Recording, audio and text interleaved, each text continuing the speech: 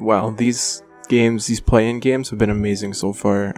I think we actually had potentially the best play-in game tonight with the Pelicans versus Thunder game. Even though Zion wasn't even playing, it was still an absolutely amazing game. I honestly believe it's the best one yet, although I am really looking forward to the Bulls versus Heat tomorrow.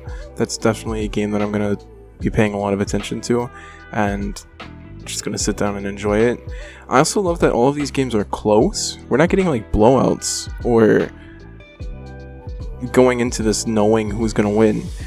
Personally, I thought that it was going to be the Heat, the Lakers, the Pelicans, and the Bulls. Not only were these games way closer than I thought that they were going to be, the Lakers almost didn't win, the Heat didn't win, and the Pelicans didn't win. These have been crazy. We're not even in playoff basketball yet, and as the commentators like pointing out every 15 seconds, it seems like these games don't statistically quote-unquote count towards a lot of the NBA. Although I do agree that I think that they should count towards something, even if they exist in their own little space, but it is what it is. Before we get too far in, I'd like to announce that Rogue Energy is the sponsor of this video. Rogue is designed to be one of the best energy drinks, with zero sugar and zero fillers, but packed with vitamins, brain-enhancing nootropics, and the option to get naturally caffeinated energy drinks. It's a no-brainer to make the switch to a better-tasting, more effective energy drink. With amazing flavors like Rocket Pop, Sour Candy, Pink Lemonade, Rainbow Candy, and even a classic like Fruit Punch, they have a pretty decent selection of drinks and really cool shakers to choose from. I'm not just trying to cash in here either. Rogue is genuinely a drink that I've ordered multiple times and honestly enjoy. Personally, my favorite flavor is Pink Lemonade. If you are interested, but still not entirely sure, they even have a small starter pack that will get you 6 flavors and the shaker cup of your choice, as well as a free sample that you can try. Make sure to check out the link in the description and use code ARA at checkout. Okay, back to the video. Let's start off with the Bulls versus Raptors. Zach Lavine, first of all, had an amazing game. He had 39 points, 6 rebounds, and 3 assists. And Nikola Vucevic actually showed some aggression, which we don't see a whole lot from him. He's been better this season, but we haven't seen proper aggression. He was rebounding. He wasn't the worst defensively. He was fighting for it. There was a time late in the game where they really needed the rebound, and if they didn't get the rebound, then there was potential for the Raptors to score, take the lead, and even turn it into a win. But Vucevic fought for it, went up for the rebound, and he got it. They secured the ball. And he had 12 rebounds, although it was 12 of 20 rebounds for the Bulls. The Bulls had 20 rebounds this game. The Raptors, who don't have a traditional center. They have Pascal Siakam, who is not really a traditional center. They out-rebounded them by a considerable amount. They had 30 rebounds compared to the Bulls' 20. The Raptors also shot better from 3 and had more threes with 11. I think the Bulls had 4 threes in the game, but their collapse at the free throw line is what really sealed the loss for them. The Raptors missed 18 out of their 36 free throws. It was actually a pretty big joke that the reason that they missed so many free throws was because of Derozan's daughter, Diar, I believe is how you pronounce her name, Diar Derozan. She was sat near the hoop, and every time the Raptors would go up to... Wait, was she sat near the hoop, or was she on the sideline? Either way, every time a Raptors player would go up to shoot a free throw, she would scream, and it was hilarious. We also had a lot of older fans complaining like they've never seen a sports event in their life, but I thought it was absolutely hilarious, and apparently it worked because the Raptors shot 18 of 36, 50% in a playing game. That's really bad. Caruso was having a pretty decent game, although he had some foul trouble, I believe.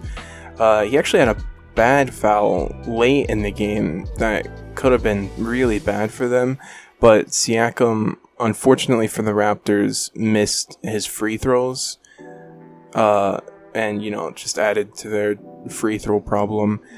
personally, I think that them losing this game should be, I don't know if it will be, but I think it should be the start of the Raptors making some big changes.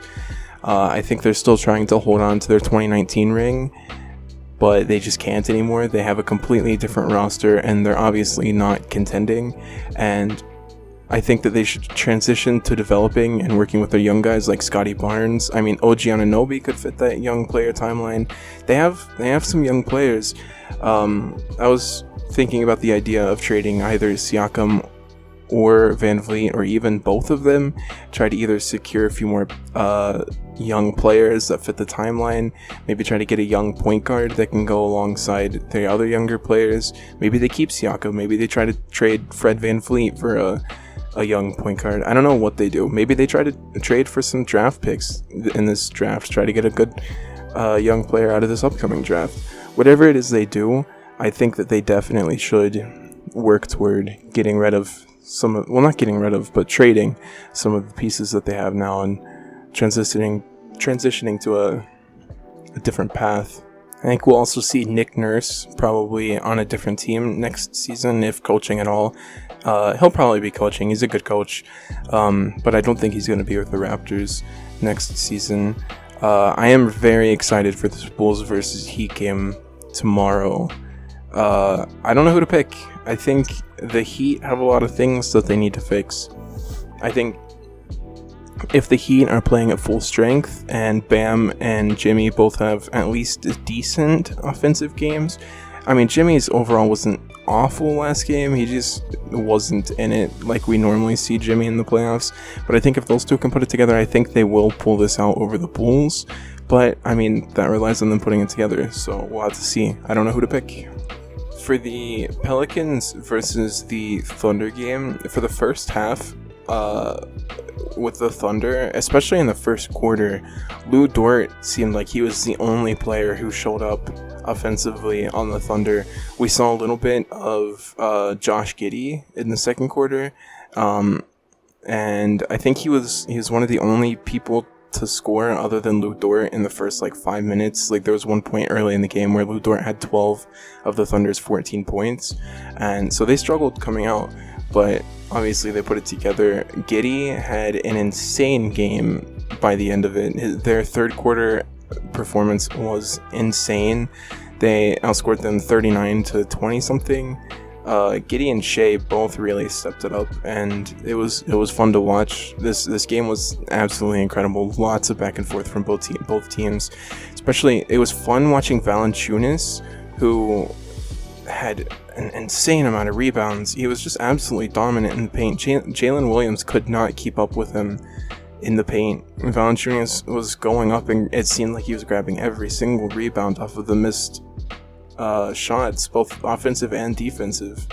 There was one point in the game where Brandon Ingram actually accidentally elbowed Lou Dort in the face, and it was a huge impact.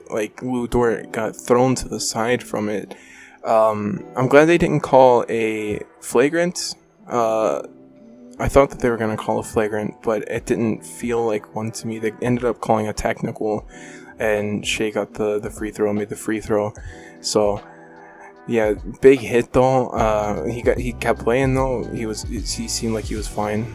Actually, later in the game, we saw it again. The crowd started chanting the "Ref, you suck" line, which I've been loving. We saw it in the Lakers game as well.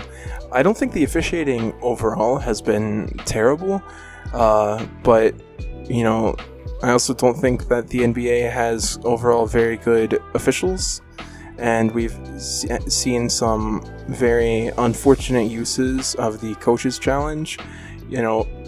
Calls that shouldn't have had to have been challenged. They seemed pretty obvious, and it's led to some questionable officiating moments, but I don't think that they've been game tide changing. I don't think that any bad calls have led to one team winning over the other or anything like that.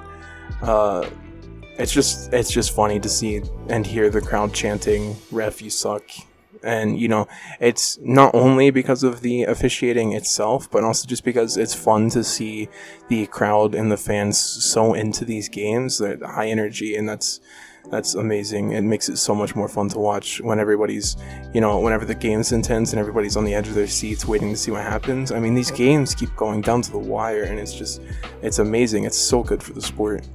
We also got to see Willie Green showing his strength as a coach. I do really believe that Willie Green is an amazing coach, and even though they ended up losing the game, I don't think it has anything to do with the coaching. I think it was just an unfortunate game where the Thunder fought a little bit harder and pulled it together. But Willie Green is a great coach, and I think this game is just one of many that proves that. Late in the game, we got a Josh Richardson 3, a very big shot to bring the lead down to 2. Then I think OKC scored a point, and then Valanciunas had a big 2-point play, bringing the game even closer. And, as a 76ers fan, I'm really happy to see Josh Richardson having moments like these and really fitting into a team. And, again, obviously they didn't win, but I think Josh Richardson really fits this team right now. I don't think he clashes too much. But, I'm really happy to see him having minutes on the team and big moments like this. We also had a big 3 from McCollum, followed by a steal, which led to another Josh Richardson play. He got a really nice dunk. The Pelicans ended up putting a big comeback together, and they took the lead towards the end. Valanciunas was playing amazing on offense and defense. He played great on both sides. At one point, though, he was showing signs of a leg or ankle injury, so I'm going to be interested to see if something comes out later, if he is actually injured or if it was just, a little muscle strain or something that will end up going away. It was around 5 minutes left in the quarter. Hopefully that's gone. Hopefully it's nothing lasting too much. I want to wish him the best of health and everything. But, just Giddey putting it together, having an amazing game at 20 years old, like the commentators like to point out a bunch. He's only 20, having an amazing game, fighting to keep his team in the playoffs. It's really fun to see. There was a lot of back and forths late in the game, even after the Pelicans' little comeback. It was another back and forth similar to we saw it with the Lakers, a back and forth of a lot of missed shots.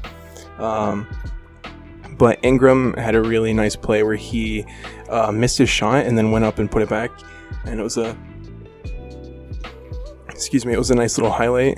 But Shai and Giddey, they were just too much to handle, and a couple bad plays from the Pelicans and a really bad turnover. They were low on time, and they went to get a running start from the other end of the court, and it was just a really bad turnover. It led to the Thunder getting the ball, and they ended up getting a point off of it and secured the lead. That eventually led to them securing the game. So although it was a fight back and forth for the lead, back and forth for shots, the Thunder just put it together at the end when they needed to, and they walked out with the win. They get to go against the Timberwolves. I'm not really sure who I'm going to pick for that one either. I think the Timberwolves overall have a better chance. It'll be interesting to see if Rudy Gobert is actually back playing. Unfortunately, they still don't have McDaniels from breaking his hand, but it's going to be an interesting game, that one as well. I'll go ahead and make some picks. I think the Timberwolves are going to beat the Thunder. I think they will be able to do it, and I think the Heat will work on... Spoelstra's just too good of a coach. I think they're going to work on the things that they need to work on, and I don't know if they'll actually do good in the playoffs, but I do think that the Heat will beat the Bulls. So I think tomorrow my picks are the Heat beating the Bulls and the Timberwolves beating the Thunder. So, yeah. Alright, thanks for watching. Make sure you like and subscribe so I can keep doing these videos. This is really fun. I like doing these unscripted recaps recently. I'm hoping to do more throughout the playoffs, maybe even in the next season. So yeah, make sure to like and subscribe. Let me know what you think down in the comments, and I'll see you next time.